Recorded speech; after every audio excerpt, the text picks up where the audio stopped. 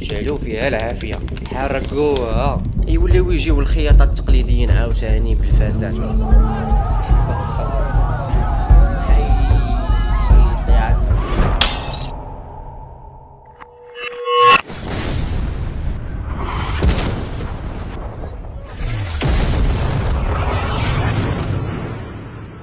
وقال نوح رب لا تذر على الأرض من الكافرين ديارا إنك إن تذرهم يضلوا عبادك ولا يلدوا إلا فاجرا كفارا. عام 1793 زاد واحد من أفضل الخياطين في التاريخ، واحد من الأساطير ديال الكونفكس، بارتليمي تيموني، فرنسا وبالضبط في إقليم أورون.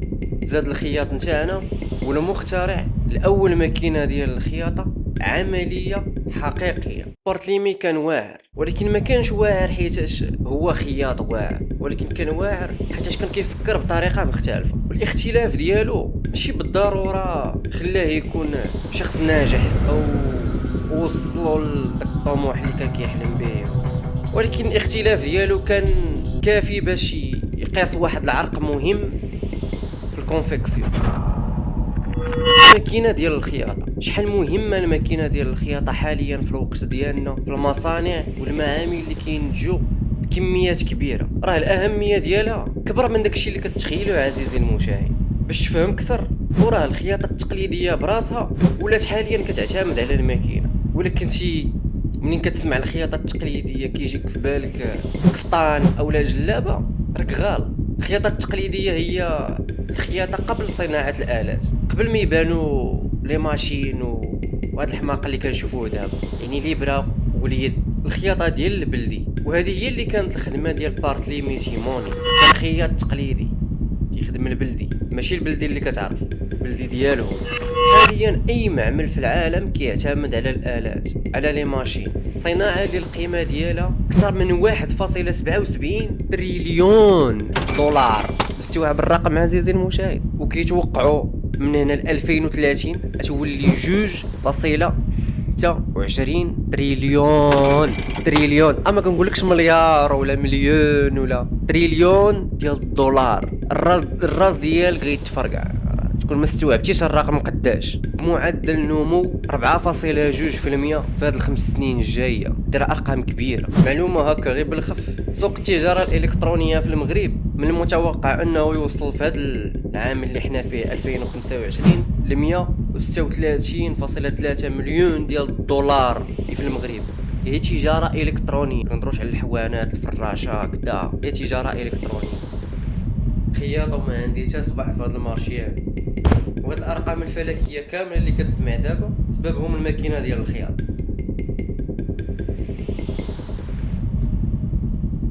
بحال تقول ما ماتش حاضر.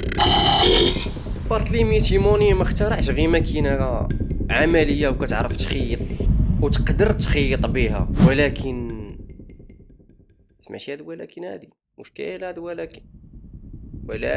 ولكن هو ابتكر حتى الشكل ديال الغرزه اللي غادي يدير هاد الماكينه هادي، واللي بالمناسبه باقا عايشه لحد الان وباقا كتستعمل لحد الان. عقده السلسله، الشانيط.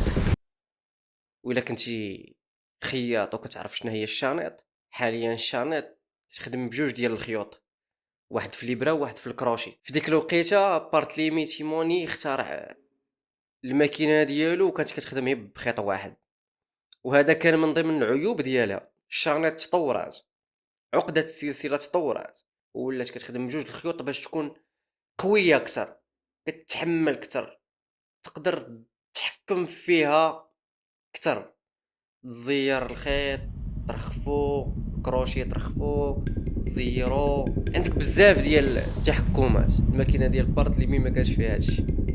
صافي خيط لك نوض في حالك، درت لك الغرزه ديال السلسله، صافي تحمقني، كانت منفخه، فهمتي؟ بحال شي مرا شيبانيه. اصلا هي كانت كبيره قداش بنادم تيبقى خدام، فهمتيني، واقف خدام. الا خيطات لك، الا دارت لك ديك الغرزه وما دارت لك حتى شي مشكل، راه تحمد الله. وهذا كان ضمن العيوب ديالها اللي غادي نهضروا عليهم من بعد. الماكينه ديال بارتليمي تيموني كيف قلت ليك كانوا ناقصينها بزاف ديال الحوايج، كانوا فيها عيوب من ضمنهم الغرزه كتفتق وما قوياش بزاف، وما كاينش نظام التغذيه ديال الثوب السنان اللي كيجروا الثوب عند الماكينه، طوندور د الخيط، موتور ميكانيكي اللي غادي يديماري الماكينه. كانت كتخدم تكنولوجيا اخرى قديمه قبل ما يخترعوا الموتور ديال الماكينه. وهاد اللعيبات هادو داروهم وحدين اخرين، واحد جوج جاو من موراه حكموا لازون، فهمتي؟ هو ما كانش بداك النجاح اللي كان كيتوقع. وهادو كانوا غير شي شويه من المشاكل اللي واجههم بارتليمي تيموني في المسار ديالو المهني باش يقدر يختار هاد الماكينه وينجحها ويخرجها للضوء. واحده من اكبر المشاكل اللي واجهها بارتليمي تيموني في حياته هي فاش هجموا عليه المحل ديالو ودمروا ليه كاع الماشين والماكن اللي كان صوبهم وترشموا ليه الاحلام. ومع كانت الماكينه ديك الساعات غير من الخشب جعلوا فيها العافيه، حرقوها. علاش داروا هاد الشيء هذا؟ سهله، خافوا من التطور، خافوا من تكنولوجيا جديده، خافوا من واحد الحاجه تقدر تخرج عليهم في خدمتهم، تضيع عليهم فرص العمل ديالهم. حتى كان بارتليمي تيموني في ديك الوقيته كان بدا كيحقق واحد شويه ديال الامل، بدا كيبان ليه واحد البصيص من الامل. تيقولوا كانت عنده واحد الصفقه مع الجيش الفرنسي باش يصنع لهم التري ديال العسكر، ولكن من بعد الحادثه ما كملتش الامور على ما يرام. بحال سمعتي هادشي هذا في شي بلاصه، بحال كنشوفوه حاليا في الوقت ديالنا الحالي مع التكنولوجيا اللي كنشوفوها دابا، الذكاء الاصطناعي وابسط من الذكاء الاصطناعي غير في التطبيقات نتاع النقل. كاين هاد البلان حاليا بنادم كيخاف من التكنولوجيا الجديده ولا هذا تخرج له على بلاصتو وتدمر ليه المسار المهني ديالو ولا تجلسو في الدار. ولكن كنظن باللي التكنولوجيا كدار باش نزيدو نديفلوبيو الخدمه ديالنا، الكاليتي ديال الخدمه. ما عرفتش واش كلشي فاهم هاد اللعيبات هادو ولا لا، ولكني اللي ما عندوش القدره باش يبدل الجلده ويتاقلم مع الوقت راه تيتدمر، تيتدفن في بلاصتو. بارتليمي تيموني خدا براءة الاختراع ديالو في 1830 قرن 19 جبده قديم، ولكن من موراها بعام 1831 كان الله وباقي الله سالات الحفله. على الرغم من المحاولات اللي دار بارتليمي تيموني من بعد الحادثه باش يولي يحيي المشروع ديالو، ولكن واجه صعوبات كبيره، واجه صعوبات في الدعم المالي، بزاف ديال الحوايج، خاصه من بعد التخلي ديال الشريك ديالو اللي عاونوا باش خدا براءة الاختراع، وعاونوا كذلك في الصفقه ديال الجيش الفرنسي اوغوستان بورغان. لقيت ليه بزاف ديال السميات في بارك، ولكن هذه اكثر سميه كانت كتكرر بزاف. من بعد الحادثه اللي تعرضوا ليها بجوج، اوغوستان خسر بزاف ديال الفلوس، ما قدرش يولي يزعم يولي يعاود نفس البروجي مع بارتليمي، حيتاش خاف يوليو يجيو الخياطات التقليديين عاوتاني بالفاسات والحبيبات الطويله وحيد عندي النحر ويرسوا لي عاوتاني الماكن والحماق ديالو هي الكوسور. اللهم بلاش صافي من موراها انسحب، شاف القضيه حامضه. ولكن بارتليمي تيموني من موراها راه ولا حاول وحاول ولكن صافي بنادم تيكبر في العمر، تيكبر في الله، تيعيا، ما تيبقاش نفس الانرجي، ما كتبقاش نفس الحماس، وكبوه من بعد كبوه من بعد كبوه كتهرس بنادم حتى صافي ما بقاش قادر يجر هذا البروجي هذا ولا ينجحو، فهمتيني؟ خاصه من بعد راه بداو كيبانوا شباب، فهمتي؟ الياس هاو اسحاق سانجر راه جاو من موراه، فهمتيني؟ وحكموا لازون بهذه المساله ديال صناعه الالم، وغنديروا عليهم حلقه الجايه ان شاء الله باذن الله. ما بقاش قاد وتما كانت صافي وكانت هذه هي النهايه ديال بارتليمي مع المشروع ديالو والحلم ديالو. من موراها بضع سنوات توفى في العمر ديال 64 سنه عام 1857. عاش واحد 64 سنه ما حققش فيها داكشي اللي كان كيتمنى ولا داكشي اللي كان كيحلم به ولا داكشي اللي ما حققوش، ولكن قاسوا واحد العرق مهم جدا في الكونفيكسيون، وفتح الباب لبزاف ديال الشباب من بعد، منهم الياس هاو واسحاق سانجر وبزاف ديال المخترعين من بعد، وخلاو من موراه واحد الارث كبير اعترف به العالم من بعد.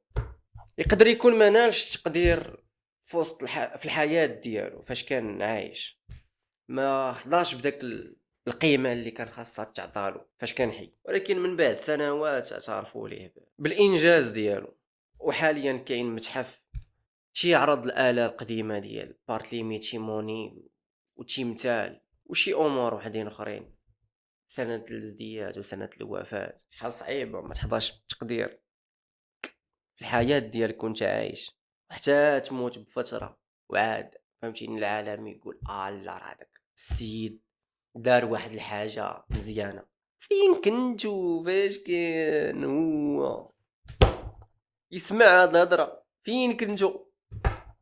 وفي النهاية ما تنساش دير داكشي اللي كتعرف دير، تهلا في خوك جاب كومونتير كدا، دير ابوني. خلاص الا كنتي خياط راه اوبليجي، فهمتي، باش نكونوا واضحين بلا ما نبداو عاد راك تما خويا حبيب راك تما. ما يمكنش خياط اما ديرش ابوني لهاد لاشين. فري هي الحلقه الاولى، ولكن من بعد راه ان شاء الله جايين حلقات يكونوا في المستوى. ولا بانت لك شي حاجه ماشي هي هذيك، اولا ما عجباتك شي حاجه في الفيديو، الصوت، الصوره، الفوكس، الكادر ماشي هو هذاك، شي لعيبات بانوا ليك ماشي هما هذوك، تقدر تبارطاجيهم معايا في كومونتير، كنقرا لي كومونتير كاملين، وان شاء الله نطور من المحتوى حتى نوصل للمستوى ديال التطلعات ديالكم.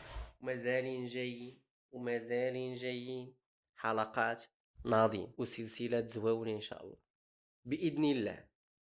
وفي الختام تهلا ليا في الميمه وقاطع ليا ولاد الناس، ولاد الناس، والشيء بنقيضه يذكر.